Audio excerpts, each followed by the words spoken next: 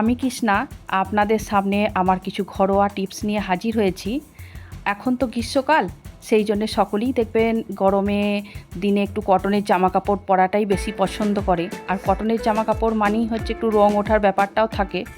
তো যাতে একসাথে ভেজালে রংটা একে অপরের গায়ে না লাগে, সেই জন্যই আপনাদের সামনে শেয়ার করব কিভাবে একটা বালতির মধ্যেই কটনের জামাকাপড় ভিজুলে একটা জামাকাপড় আর একটা জামাকাপড়ের রং লাগবে না।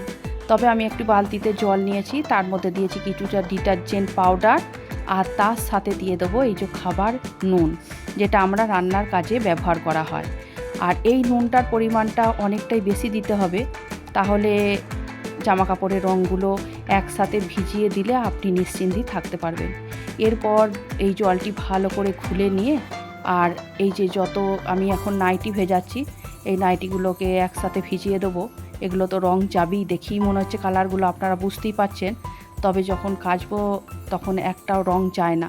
সেই জন্যে আমি নিজের আত্মবিশ্বাস নিয়ে একসাথে ভিজিয়ে ফেললাম। আপনারাও ট্রাই করে দেখতে পারেন, অবশ্যই উপকার পাবেন এটাতে।